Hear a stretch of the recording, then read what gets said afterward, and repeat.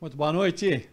O programa Sidney Oliveira está no ar nesta sexta-feira, dia 5 de junho de 2020. Estava olhando aqui, são 10 horas e 4 minutos neste momento e nós estamos ao vivo hoje. Você que está acostumado a acompanhar essa programação da Ultrafarma, normalmente nós gravamos os programas na loja, mas hoje é muito importante porque nós estamos aqui ao vivo para levar informação e prestação de serviço até você. A gente sabe que a pandemia está fazendo com que nós fiquemos em casa, com que muitas vezes a gente tenha, por estar em casa, a ausência de sol, por exemplo. Isso acontece demais, A gente não está tomando sol. E ainda, pelo menos em nível de São Paulo, nós estamos vivendo uns dias sem sol, Pelo menos desde a última quarta-feira, o sol não aparece. E a gente acaba ficando em casa. A pele, evidentemente, a nossa pele se ressente de tudo isso, E ela precisa das vitaminas, vitamina D, por exemplo, para que nós possamos ter uma pele saudável.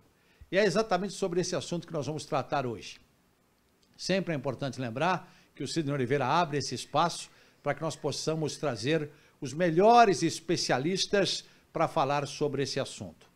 E é exatamente um assunto importante, e não é só para a mulher que gosta de manter a pele bonita, o homem também, o menino, a menina, enfim, todos nós precisamos de uma pele saudável. E nós estamos hoje, com muito carinho, recebendo aqui uma grande especialista nesse assunto.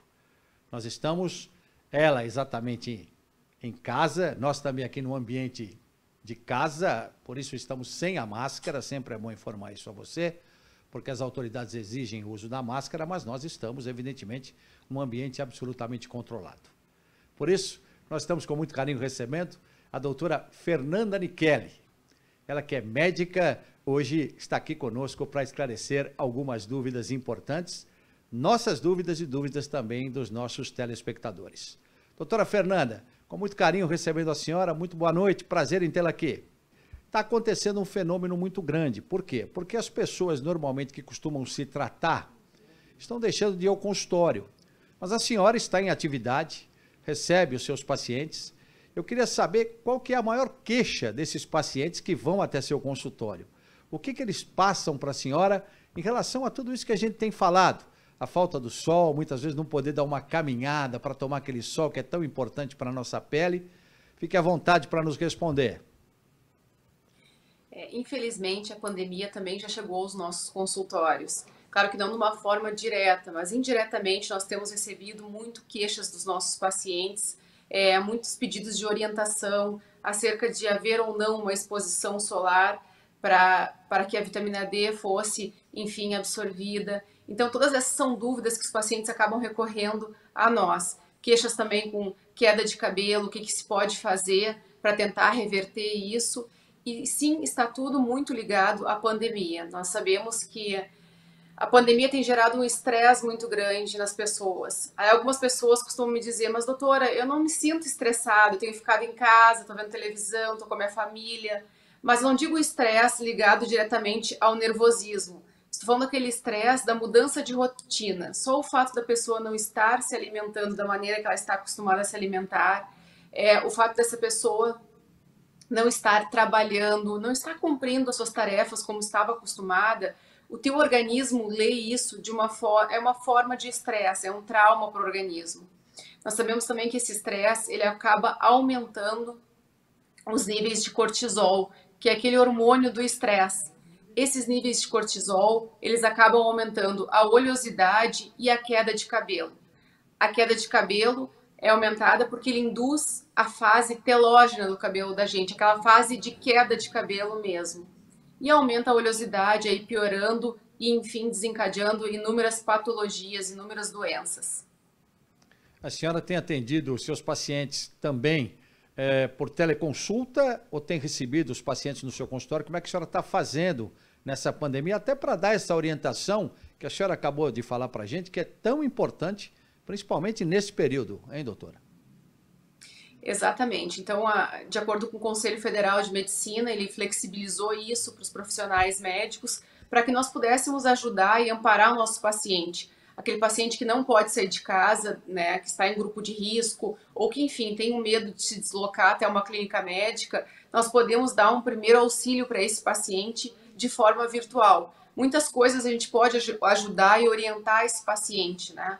E até fazer algum tipo de pesquisa, por exemplo, uma queixa de queda de cabelo. A gente tem que ver se essa queda de cabelo tem realmente a função do estresse ou se tem alguma patologia associada. Às vezes, uma deficiência de vitaminas pode causar uma queda de cabelo. Então, é muito importante uma investigação médica para que a gente possa realmente saber a causa e tratar essa causa, né, de uma maneira correta para que tenha um bom resultado. Uma questão interessante que a senhora tocou é, normalmente a gente percebe a queda de cabelo na mulher. A mulher normalmente tem o cabelo mais longo, então é mais fácil a gente perceber. Eu, sinceramente, a senhora falou uma coisa agora, me chamou a atenção, porque em casa, eu tenho a minha esposa, ela normalmente já tem queda de cabelo, mas aumentou muito.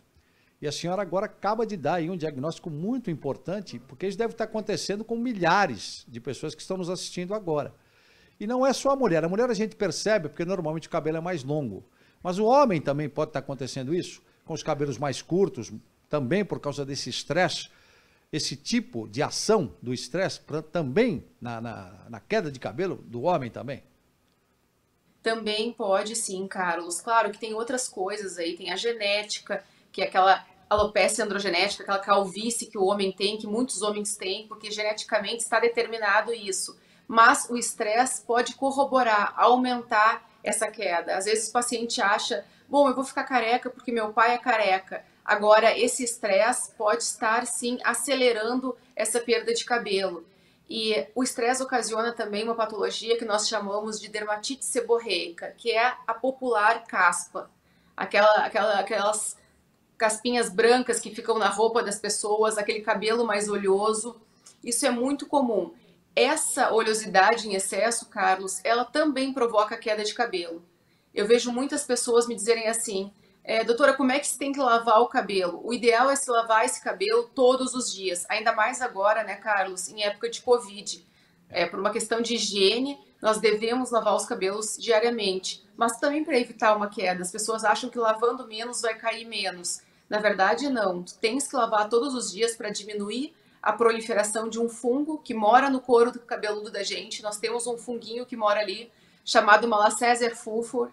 Esse fungo, quando nós estamos estressados, ele se prolifera e acaba causando dermatite seborreica. E depois pode ocasionar uma queda. Então é importante que o paciente entenda essa cadeia para que ele saiba onde bloquear essa cadeia para que não aconteça a queda lá na frente. Importante o que a senhora está dizendo, e também essa questão da higienização, que eu acho que é fundamental. Sabonete com a água do chuveiro, ou tem algum produto que a senhora indique, algum shampoo, alguma coisa que ajude, pelo menos, a baixar essa oleosidade, para que, de repente, essa queda de cabelo diminua? Porque eu creio que baixar o estresse nessa situação é o mais difícil, não, doutora? Porque as pessoas estão realmente estressadas, né, pensando no que vem por aí. Então, realmente, nós estamos vivendo um período, eu repito, que a gente jamais imaginou que iria viver, né? Nós estamos diante da Terceira Guerra Mundial, que foi tão prevista por tanta gente, não é? E nós estamos aí, só que o inimigo é invisível. As armas dele, a gente não consegue nem ver. E isso não é só no Brasil, no mundo todo. Então, existe algum produto que a pessoa possa tentar minimizar essa situação, já que o estresse, ele dificilmente a gente consegue, né, reduzir pelo menos esse estresse nesse momento? Eu concordo contigo, acredito que tem muitas coisas que não estão ao nosso alcance para diminuir esse estresse. E sim, existem sim ativos em shampoos que ajudam muito. Shampoos à base de antifúngicos, como por exemplo o cetoconazol, é um shampoo simples que a gente encontra em farmácia para ser adquirido. E esse shampoo ele ajuda muito a gente diminuir a proliferação desse fungo que causa a caspa. Então esses shampoos anticaspas ou shampoos à base de ativos mais, vamos dizer, dermatológicos, eles nos auxiliam para que diminua, sim, essa proliferação do fungo e nós possamos controlar. Assim como existe um quadro mais grave, vamos dizer, de caspa, né, que é a dermatite seborreica, nós precisamos entrar com algumas outras loções, que também são de fácil acesso da população, que são medicações para que a gente possa diminuir a proliferação desse fungo, muitas medicações à base aí de corticoide, que são anti-inflamatórios esteroides, mas a gente consegue bloquear, sim, a proliferação desse fungo. A gente sabe que as pessoas estão muitas vezes impedidas, né, de tratar o cabelo como se trata normalmente, né? Tem gente que não está indo, por exemplo, ao cabeleireiro, até porque os cabelos, né, havia uma restrição, inclusive, de atendimento, né, nos salões de beleza. Então, realmente, as pessoas muitas vezes não vão também, por receio, enfim, né? O tratamento desse cabelo, por exemplo, um cabelo mais longo, a senhora recomenda que, para minimizar esses problemas que a senhora citou, eles devem ser cortados em casa mesmo? Dá para tentar fazer pelo menos um ajuste desse cabelo em casa? De alguma forma, isso minimiza esses efeitos que a senhora acabou de explanar para a gente aí? Bom, aí, Carlos, eu acho que são visões diferentes de uma mesma situação. Eu concordo contigo que nós estamos vivendo novos tempos, todos nós precisamos, eu costumo dizer, nos readaptar a tudo que está acontecendo. É mais difícil conseguir um salão de beleza? Mas eu também acho um pouco arriscado eu dizer para a tua telespectadora pegar uma tesoura e tentar em casa fazer isso. Assim como eu acho arriscado tentar que essas pessoas façam procedimentos que profissionais estão acostumados a fazer, porque aí é que acontecem aqueles acidentes domésticos, né? E cortar o cabelo não vai te isentar de ter ou não esse fungo, porque esse fungo ele mora no couro cabeludo. Então não vai fazer diferença, a menos claro que tu raspe a cabeça, que não é o caso. Então as medidas mesmo seriam medidas preventivas. Higienização do couro cabeludo, lavar de preferência todos os dias, não usar água quente. Eu sei que nós estamos no frio, é difícil pedir isso para os pacientes, né? Ninguém quase vai obedecer, mas nós pedimos que ao menos amorne a água no momento de lavar o rosto e o cabelo, porque o rosto também é acometido por esse fungo. Vários pacientes relatam, e nós vemos em exame clínico na clínica, que esse fungo pode estar entre as sobrancelhas, no cantinho da asa do nariz, nos homens na barba, em alguns pacientes, inclusive, no tronco, no colo. São comumente áreas afetadas. E aí a gente precisa tentar com alguns tipos de pomadas, de loções, para tentar combater esse fungo. Então, uma higiene adequada, uma pele bem tratada. Esse paciente tem que estar, vamos dizer assim, fisiologicamente bem orientado por um médico. Tudo isso faz diferença. E eu também concordo contigo e acrescento que, de acordo com essa nossa readaptação, as pessoas não estão com condições financeiras, muitas vezes, de investir em grandes tratamentos, como tu falaste, né? E um salão de beleza não é uma coisa que vai fazer, eu acredito, muito parte da realidade do brasileiro. Independente da classe social que nós médicos atuemos, eu acho que a nossa missão enquanto médico é tentar ajudar a todo brasileiro, né? A todo ser humano. E eu penso muito nisso. Então, acho que dicas básicas, produtos que esse paciente tenha acesso, poder ir numa farmácia e comprar uma coisa mais barata, que ele possa usar, é que isso sim agora é o momento da gente conseguir orientar os nossos pacientes. E não com tratamentos muito caros, não com idas a grandes locais, porque eu acho que não é a realidade da grande maioria dos brasileiros. Sem dúvida, doutora. Eu quero saber da senhora, mas eu peço que a senhora aguarde um pouquinho. Eu vou fazer a pergunta e nós vamos dar um recado muito importante para o nosso telespectador e depois a senhora responde. Mas eu quero saber da senhora o seguinte: os efeitos do sol em tudo isso que a senhora falou. Até onde o sol tem a possibilidade de minimizar tudo isso que a senhora contou para a gente até aqui. Mas a senhora responde daqui a pouquinho. Nós vamos rapidamente para um recado que é muito importante para você, mas a gente volta já. 30 segundinhos, estamos de volta.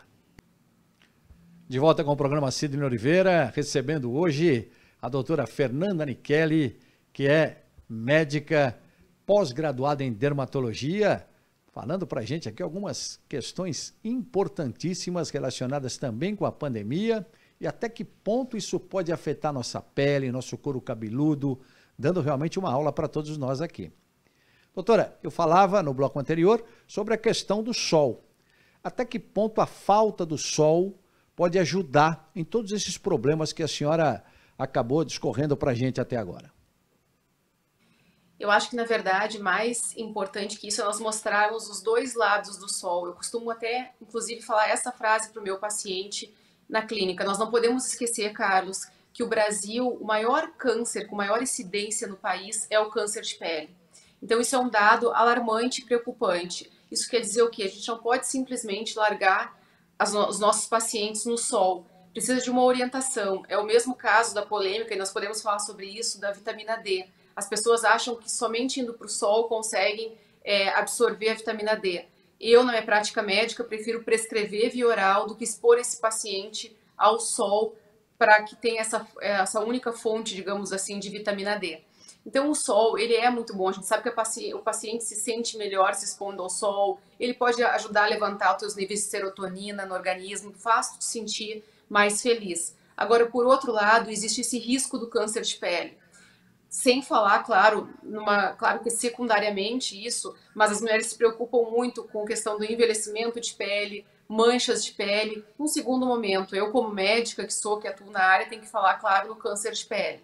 Mas também, de presente, a paciente vai ganhar, sim, um envelhecimento precoce, se houver essa exposição demasiada do sol. Eu acho importante também tomar um pouquinho de sol. O que significa se expor um pouquinho ao sol? O horário mais perigoso do sol, Carlos, é das 10 da manhã até as 4 da tarde, onde essa incidência é maior e o risco também é maior. Nós costumamos orientar os nossos pacientes, porque isso é um assunto muito polêmico na área médica também. Vocês vão receber especialistas a favor e contra. De acordo com a minha formação e com o que eu leio muito a respeito desse assunto, a minha orientação para o meu paciente se quiser tomar um pouquinho de sol, isso se esse paciente não for um grupo de risco. O que é um grupo de risco? O paciente que já teve um câncer de pele, eu nem deixo se expor dessa maneira. Mas um paciente que quer pegar um pouquinho de sol, pega um sol antes das 9h30, 10 horas da manhã, 15 minutos, áreas que normalmente não estão fotoexpostas, como pernas, antebraços, locais que normalmente a gente não pega sol, abdômen no dia a dia. Dia a dia nós estamos expostos com a face, com o colo, com o dorso das mãos. Mas o restante é mais difícil da gente pegar um sol. Então, esses locais, pode pegar um solzinho pela manhã ou no final do dia. Sempre usar filtro solar no rosto é uma orientação que eu dou também. E muito importante, agora puxando o gatilho da vitamina D, que é um assunto que está mais do que nunca em voga agora, nessa época de Covid. Níveis adequados de vitamina D, isso é bem importante que fique claro, são importantes para o organismo, em qualquer fase, independente de Covid ou não Covid. A vitamina D, hoje, ela já é considerada um hormônio, não só uma vitamina, de tão importante que ela é. O que nós sabemos acerca de imunidade da vitamina D? Sabemos que nós temos receptores do sistema imunológico no corpo, que eles têm receptores para a vitamina D. Então, assim, o ideal que nós orientamos é que esse paciente esteja num nível sérico, dosado em exame de sangue, para o paciente entender. Bom, eu peço geralmente em torno de 40, para que esse paciente esteja, e geralmente a minha suplementação de vitamina D para os meus pacientes é via oral, aquela que a gente compra na farmácia e toma. Agora, uma coisa importante, outras vitaminas também, além da vitamina D, podem ter essa ação, ou somente a vitamina D tem essa ação imunológica relacionada com a questão de repor aquilo que o sol nos dá? Na verdade, não só que o sol nos dá, que os alimentos deveriam nos dar, mas nós sabemos que eu sou muito adepta à suplementação vitamínica quando necessário. Por quê? Existem vitaminas que são muito importantes. Por exemplo, a vitamina C, ela é muito importante na imunidade. A vitamina C com a vitamina E trabalham em sinergia, em conjunto para a pele. Então, sim, eu sou a favor. A grande questão nós sabemos que o ideal seria que as pessoas conseguissem, através dos alimentos, ingerir a quantidade necessária para as vitaminas. Mas a realidade não é essa. Quem hoje em dia consegue ter uma dieta 100% balanceada? Com o ritmo de vida que nós temos, muitas vezes, inclusive com o valor caro das comidas, né? Nós sabemos isso, os alimentos não são totalmente acessíveis para que a gente possa ter uma dieta rica, diferenciada. Então, sim, muitos pacientes apresentam hipovitaminose ou deficiência de vitamina e nós acabamos suplementando essas vitaminas e o paciente muitas vezes relata melhora, não só no sistema imunológico, mas nos cabelos, na pele de uma forma geral. Tudo depende de uma investigação e de uma suplementação adequada com orientação. A senhora tocou num ponto que eu acho fundamental a gente tentar prestar esse serviço para as pessoas que estão nos assistindo. A senhora falou que esse fungo, muitas vezes ele pode atingir sobrancelha, pode atingir a própria pele, né? Existe, inclusive, algumas situações em que o sol, né, em excesso, causa, né, pequenas manchas na pele. Eu, inclusive, tive já tratei, né, me parece que é dermatose seborreica, uma coisa assim, alguma coisa parecida com isso, né, se eu não estiver enganado. Eu queria saber da senhora, essa questão ao lavar o cabelo, por exemplo, que o fungo pode ter essa ação com que a senhora disse, também pode atacar a vista, pode penetrar nos olhos e causar problemas também? Olha, esse fungo, não há relatos desse fungo do malacésia que está no couro cabeludo causar um problema no globo ocular, mas sim ele pode causar uma irritação tão grande na região dos cílios que pode acabar irritando secundariamente o globo ocular. Então isso é importante, que a gente mantenha sempre essa região higienizada. Tu falaste agora há pouco a respeito das manchas nas costas, provavelmente o que tu estava te referindo é a ceratose seborreica. Isso. Exatamente. Eu imaginei Nada que o nome é falar, complicado. nada como falar com camisa 10, né? É isso mesmo, ceratose seborreica. Eu sei. Então, assim, é uma lesão, ceratose seborreica, que sim, muitas vezes ela está associada à exposição solar. Provavelmente aí durante a tua vida tu tiveste uma exposição solar na adolescência, na primeira juventude lá. Isso vai se acumulando na pele e pode causar algumas lesões. A ceratose seborreica pode ser uma dessas lesões. Nós fazemos remoção dela também. Inclusive, é indicado que se faça essa remoção para não ficar feio na pele, aquela lesão exposta, que muitas vezes parece uma lesão até que o paciente se assusta achando que já é maligna e ainda não é. Doutor, uma coisa importante, e claro, nós estamos vivendo um momento, a senhora já descreveu muito bem, é o uso de produtos de todos os tipos, tanto para a higienização do nosso corpo, como também para a higienização de produtos. Eu queria entrar exatamente nesse assunto, porque muita gente que está nos assistindo tem o álcool em gel, evidentemente, álcool em gel 70. Aliás, é uma questão importantíssima, porque, só para que se tenha uma ideia, existem pesquisas de que o álcool realmente resseca demais a mão, além de ser altamente inflamável, essas coisas todas. Quais são os danos que realmente o álcool pode causar, o excesso de álcool pode causar à pele das pessoas? Carlos, aí também a gente entra, né, num assunto polêmico, tá? Ao mesmo tempo que o álcool gel, sim, ele pode irritar, a gente não pode estimular a população para que suspenda o uso. Então, acho que é uma linha um pouco tênue que nós temos que orientar bem esses pacientes.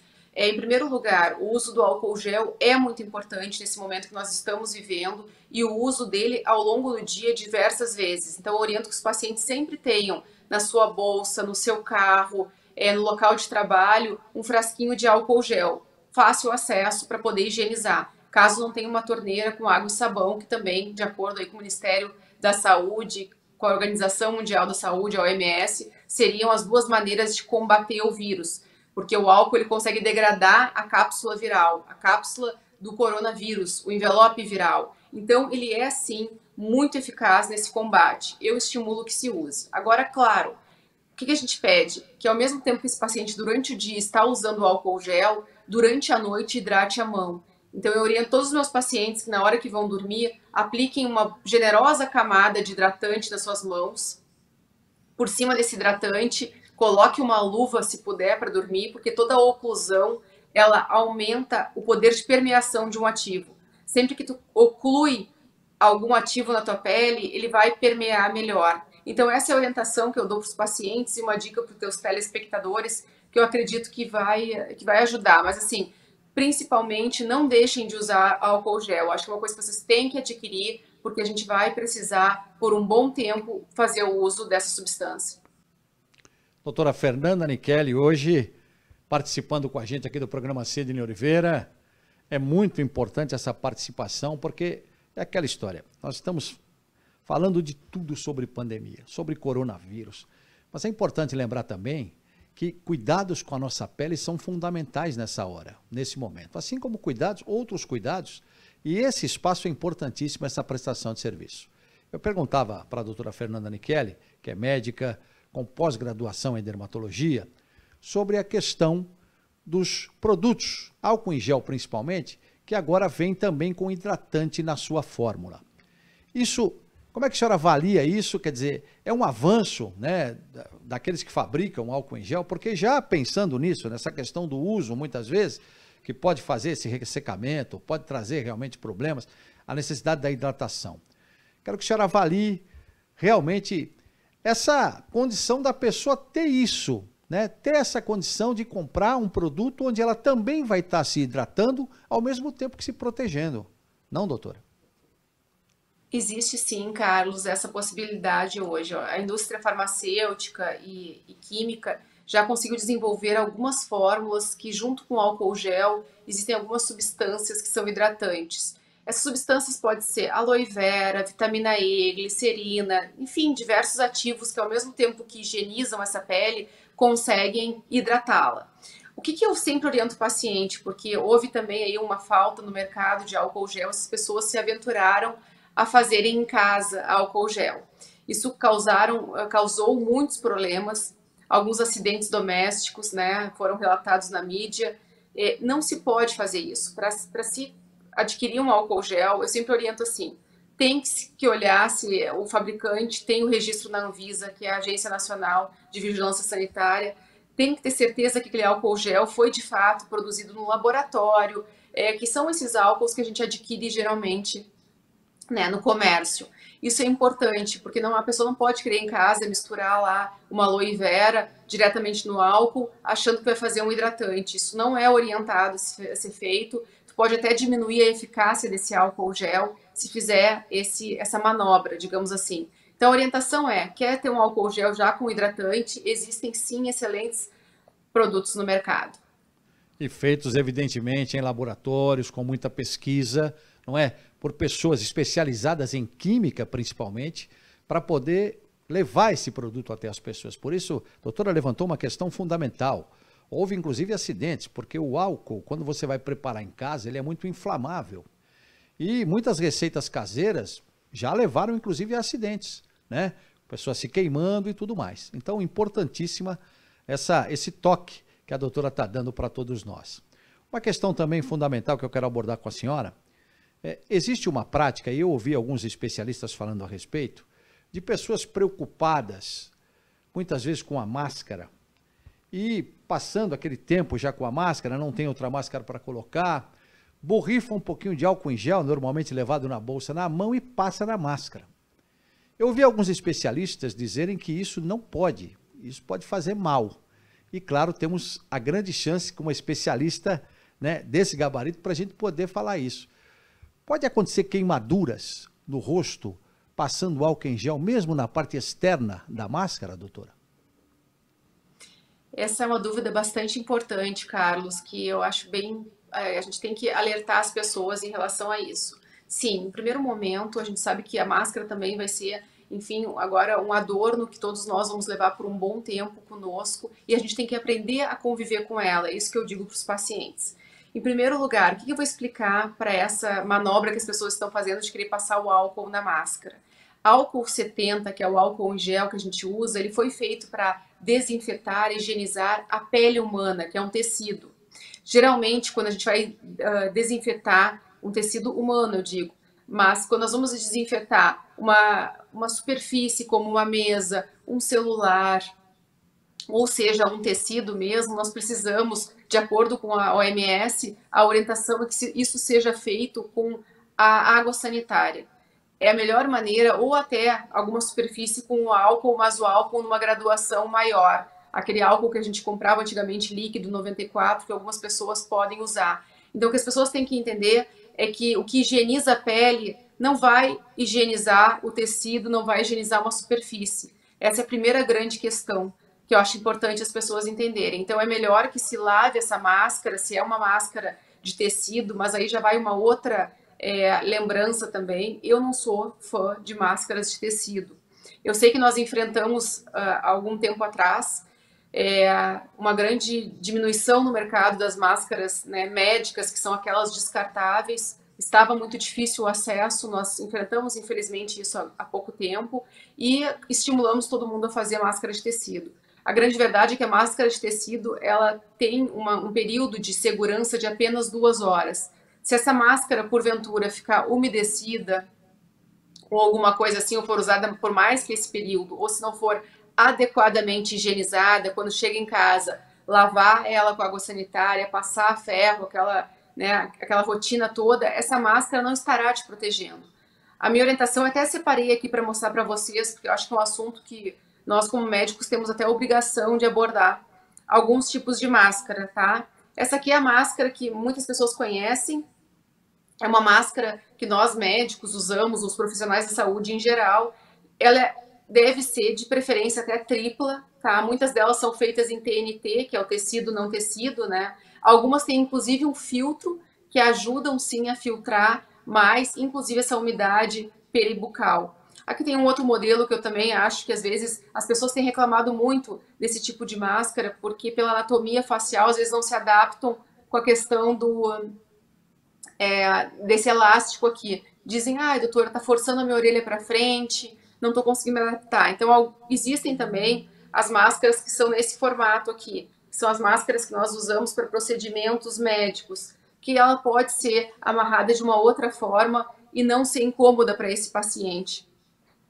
Então, o que eu quero dizer é que existe sim, hoje no mercado, vários tipos de máscara. Tem-se, claro, que procurar uma máscara que seja acessível, né, que possa ser adquirida, mas eu acredito que dessa forma nós estejamos mais protegidos, porque essa máscara ela deve ser usada e depois deve ser dispensada. Uma coisa importante que a senhora tocou exatamente nas máscaras, aliás, a senhora tem aí, né, várias máscaras, exemplos importantes. A maioria das máscaras, evidentemente, tem que cobrir o nariz, algumas vão até o queixo. Essa parte do nosso rosto, ela fica evidentemente coberta. Se a pessoa está na rua e ao sol, vamos supor, evidentemente que o sol vai pegar, mas nessa parte mais coberta, o sol não vai conseguir atingir. Existe algum cuidado recomendado? Porque, pelo que a gente sabe, nós vamos usar máscara, sabe-se até quando, não é? Talvez esse ano todo ainda nós teremos o uso da máscara. E agora nós estamos no inverno. Mas logo nós teremos aí a primavera, depois o verão, e as pessoas vão ter que continuar com a máscara, evidentemente. Existe alguma dica da senhora que é especialista nessa questão? Porque às vezes a pele vai ficar, uma cor vai ficar diferente da outra, né? Por causa do sol, evidentemente. Tem alguma indicação, tem algum toque que a senhora queira dar em relação a isso? Porque isso pode acontecer, né, doutora? Pelo que a gente está sentindo, deve acontecer, inclusive, né? Existem várias recomendações aí acerca do uso das máscaras, mas uma coisa importante, de acordo com o teu relato, a primeira coisa essa pele não vai ficar, Carlos, com nenhuma alteração de cor se tu fizeres o básico, que é o uso do filtro solar. O uso da máscara, ele não substitui o uso do filtro. Então, o ideal é que tu passe esse filtro solar em toda a tua face pela manhã, porque essas máscaras, elas não têm filtro solar. Então, a gente precisa, o tecido, por mais que haja um tecido, não é um tecido com proteção UV. Então, nós precisamos aplicar esse filtro na face toda. Resolvida a questão da diferença de cor, que foi o que tu me questionou, eu acho que uma coisa importante da gente informar também é a questão das doenças periorais que estão acontecendo em função desse uso da máscara. O que acontece? A máscara, principalmente as de tecido, que acabam em muito contato com o rosto do paciente, tem causado o que nós chamamos de dermatite de contato, que são as alergias.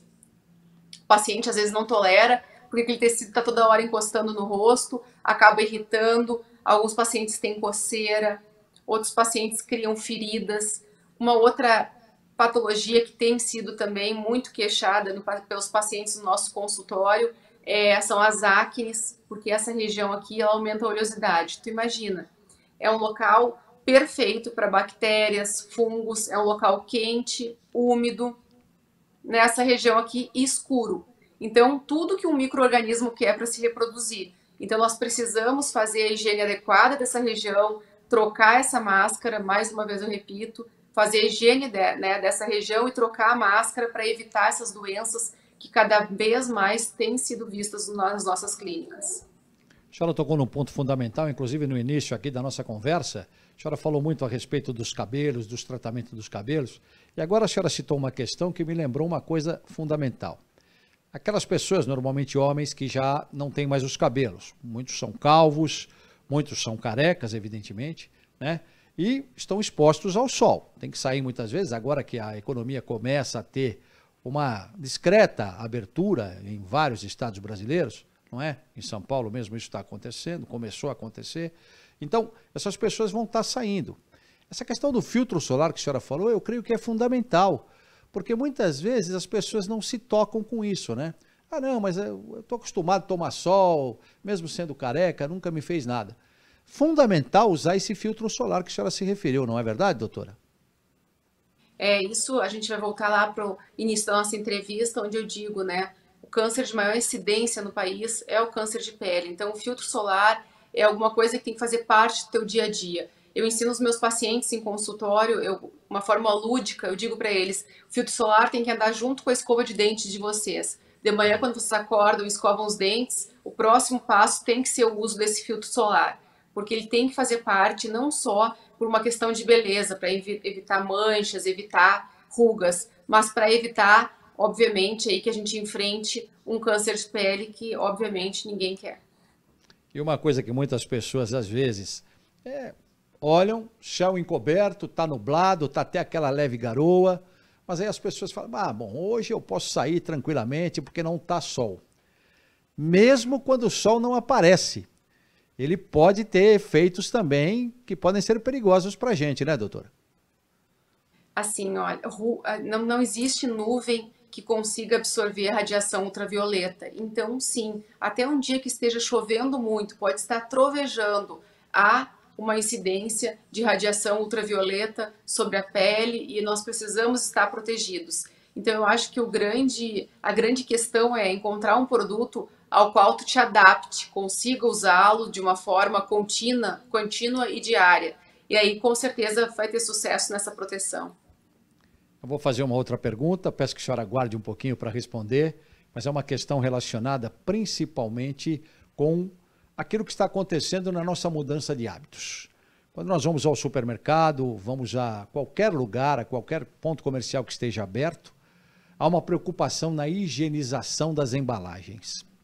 Então eu quero abordar com a senhora exatamente isso. Até que ponto a gente pode usar esses produtos, que a senhora até já se referiu hoje, água sanitária e tudo mais, e o que isso pode trazer de prejuízo para nossas mãos, para os nossos dedos, para a nossa pele.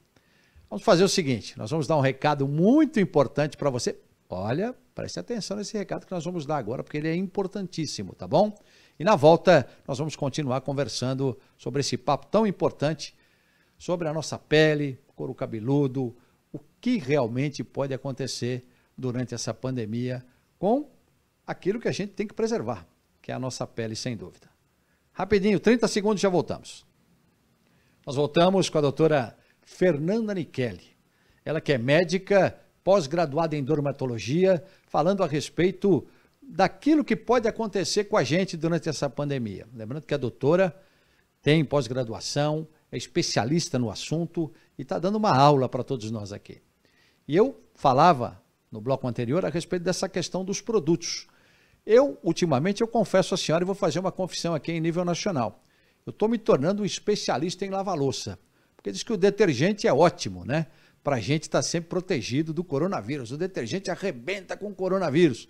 Por ele ser, como a senhora já disse, uma bolinha de gordura, é que nem a gordura na panela, né? A gente joga o detergente, a gordura arrebenta aí com o coronavírus. Então, eu queria saber, o que a gente pode fazer para se proteger? Porque detergente, às vezes, em excesso, né?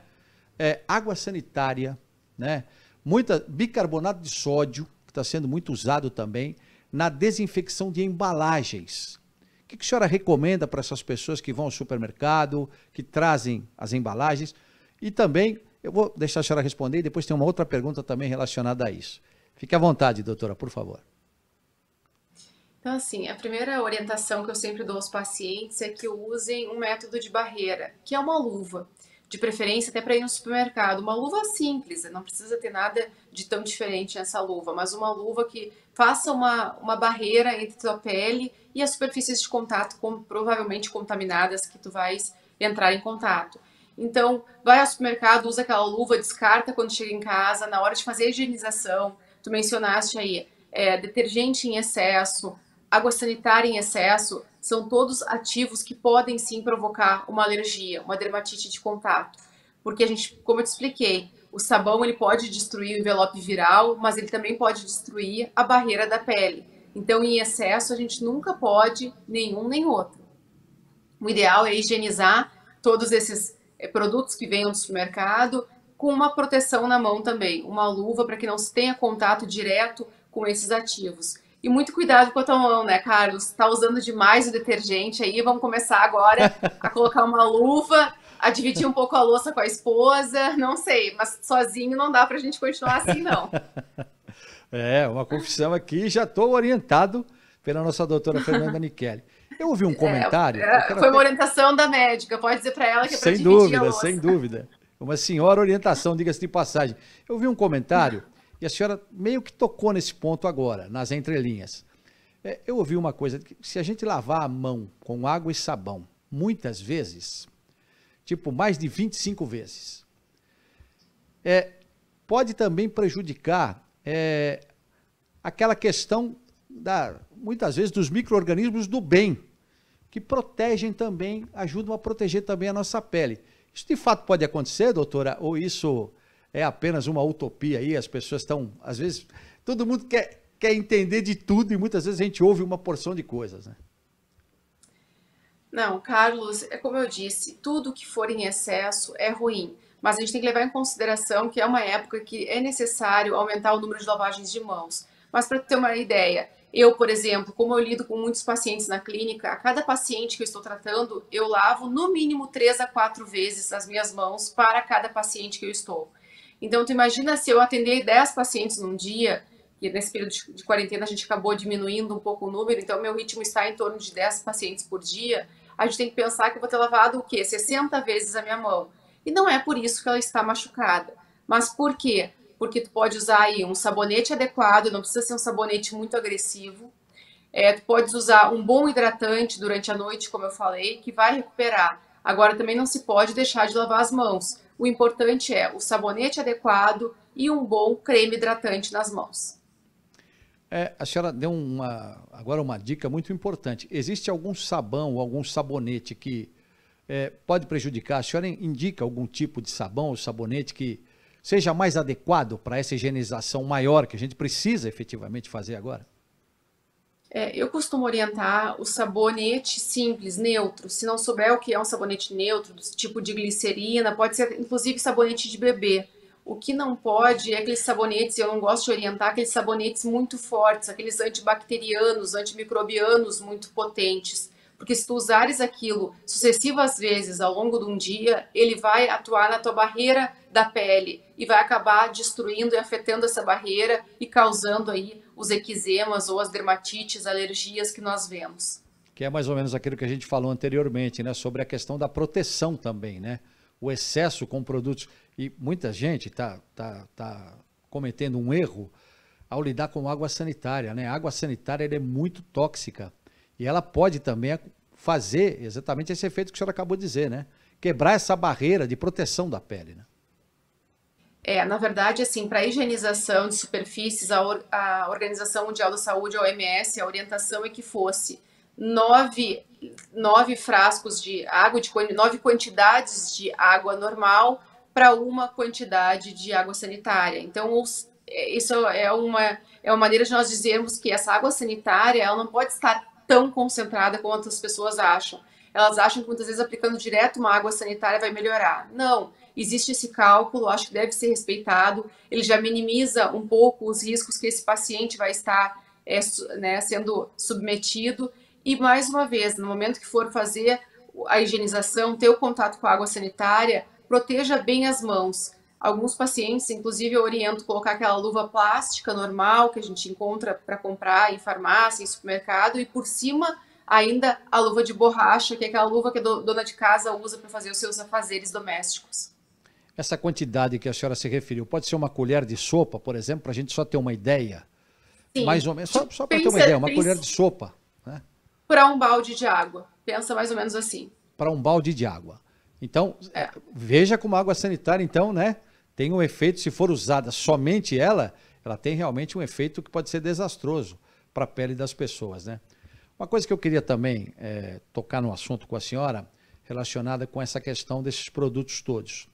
Eles podem trazer problemas para as mãos, evidentemente, como a senhora já disse, mas eles podem também trazer uma alergia que pode se estender para outros locais da nossa pele, doutora?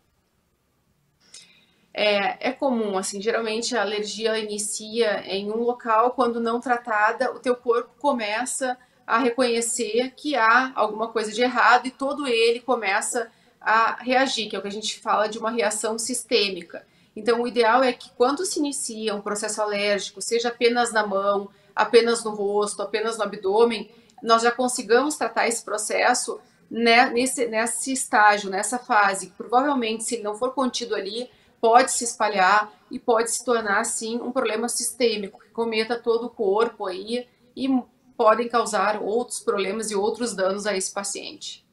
Normalmente a senhora tem recomendado para os seus pacientes, a gente sabe que os pacientes evidentemente recorrem à senhora através, né, das teleconsultas. Qual a recomendação que a senhora tem dado para esses pacientes? Para que as pessoas que estão nos assistindo possam um pouquinho desfrutar dessa sua capacidade, né, de tudo isso que a senhora está falando para a gente aqui, demonstrando uma competência fantástica relacionada com esse assunto. Qual é a orientação que a senhora procura dar para todos aqueles que a procuram, que são seus pacientes? Eu sempre falo para o meu paciente que o prevenir é muito melhor, é muito mais fácil, é mais barato, é mais acessível. Então, qual a maneira de prevenir que tu tenha aí uma alergia ou algum problema de pele? É mantendo essa pele íntegra e hidratada. Então, um bom hidratante, não precisa ser um hidratante caro, não precisa ser um hidratante de marca, marca que eu digo assim, que as pessoas acham que é caro porque a atriz tal usa. Não, um hidratante bom, formador de barreira, que seja aplicado com frequência na tua pele, todos os dias, ele vai manter essa pele mais segura, no sentido de segurança contra ter algum problema, alguma alergia. Essa pele vai ficar com uma resistência maior, inclusive a invasão de micro-organismos que pudessem causar algum dano. Então, eu oriento os pacientes que lancem mão de hidratante, diminuam o banho quente demais, sempre peço isso, amornem um pouco o chuveiro. A água quente é uma inimiga da pele, do couro cabeludo, de um modo geral. Então, são medidas que nós orientamos os pacientes e que diminuem, sim, nessa pandemia, esses casos de desespero e necessidade de visitar um especialista. Eu tenho uma pergunta para a senhora que é importante, até aproveitando a minha experiência como repórter durante muitos anos, cobrindo inclusive vários acidentes, lamentavelmente. E havia relatos daquelas pessoas, principalmente os bombeiros, pessoas que se queimavam muito. Eles diziam o seguinte: olha, essa pessoa está muito queimada, é uma queimadura grande, de um grau elevado, e essa pessoa pode ter problemas no sistema imunológico. Então eu queria saber da senhora, até que ponto a pele tem essa relação de nos proteger do ponto de vista do sistema imunológico? Ela é fundamental também para manter a nossa imunologia, doutora? Na verdade, a pele ela tem um papel fundamental na vida humana. Ela, além de ser o maior órgão do corpo humano, ela tem um papel muito grande na proteção. Por que o medo de todos nós médicos num grande queimado não sobreviva é o quê? Porque ele perdeu grande parte do órgão de proteção dele. Tem que pensar que a pele ela está barrando que um micro-organismo patógeno que vai fazer um mal para a tua saúde entre no teu organismo. Quando um grande queimado, que foi o que tu me perguntaste agora, tem essa barreira rompida, ele está exposto a todo e qualquer micro-organismo, tanto que no hospital, um queimado, ele está numa ala específica para ele, muitas vezes não pode receber visitas, tem algumas bactérias que vivem bem conosco no dia a dia, que fazem parte da nossa flora, mas se elas entram em contato com o queimado, podem ser maléficas para ele. Então, tudo isso é para a gente entender como o corpo humano é perfeito, né? Nós trabalhamos numa harmonia, ele nos defende, a pele nos defende, e quando essa cadeia de proteção é rompida, nós estamos suscetíveis aí aos vírus, bactérias, fungos, enfim, todos os micro-organismos que são patógenos para a raça humana. É importantíssimo isso que a senhora está dizendo. E, doutora, a senhora está dando uma aula para todos nós aqui, o tempo passa de uma forma impressionante. Eu olhei no relógio agora aqui, até me assustei, né, como passa o tempo. É aquela história, quando o papo é muito interessante, o tempo passa depressa. E é isso que nós estamos vivendo neste momento. Eu queria que a senhora falasse, para a gente já ir encerrando, quais são os nossos procedimentos em relação à nossa pele que devem ser aumentados exatamente durante essa pandemia. Dentro de casa, ou mesmo quando tivermos que sair, o que a senhora recomenda com a sua experiência toda, hein, doutora? Então, em primeiro lugar, aumentar a higiene, seja corporal, seja do cabelo, né? Seja do corpo, da face, do cabelo, das mãos, muitas vezes ao dia, lavem muito as mãos, usem álcool gel quando não tiver em casa, quando for para a rua, for pegar um metrô, um carro, qualquer coisa, apertar um elevador, o botão do elevador, são coisas que a gente não tem, uma maçaneta de porta, a gente faz no automático e não lembra que aquilo ali pode estar contaminado. Então há uma importância do álcool em gel. Hidratem a pele de vocês, tentem conversar com algum médico, alguma orientação para ver se vocês estão em alguma deficiência de vitaminas, de fato, se vocês estão precisando localizar ou diagnosticar algum tipo de doença de couro cabeludo para estar com queda de cabelo. E eu acho que uma orientação que eu posso encerrar, e não mais importante que todas as outras, mas eu acho de grande relevância nesse momento, é o uso de máscaras, né? As pessoas que forem de fato sair para a rua ou estiverem em convívio com mais pessoas devem usar sim a máscara. Eu estimulo isso e eu espero aí que todos nós passemos rapidamente por essa pandemia e que saibamos e estejamos melhor após ela. Doutora, fique à vontade para deixar o seu contato para as pessoas que quiserem esclarecer mais dúvidas, porque o nosso tempo, lamentavelmente, já está terminando. Foi um prazer ter estado com vocês, contigo, Carlos, com os teus telespectadores, com todo o pessoal que acompanha a Ultrafarma, ao Sidney, meu grande amigo, também fica o meu abraço. Os teus telespectadores que ficaram com alguma dúvida, eu me disponibilizo através das minhas redes sociais, o meu Instagram é @DRA, doutora Fernanda Nichelli, está à disposição de vocês. Se ficaram com alguma dúvida, podem me escrever lá, que com o maior prazer para o teu telespectador eu vou responder sim. Doutora, muito obrigado pela sua participação. Quero desejar muitas felicidades para a senhora. Parabéns pelo seu trabalho. E sempre que for possível, teremos a senhora aqui. Aliás, fazemos questão disso. Um grande abraço, fique com Deus. Muito obrigado. Muito obrigada. Boa noite para vocês.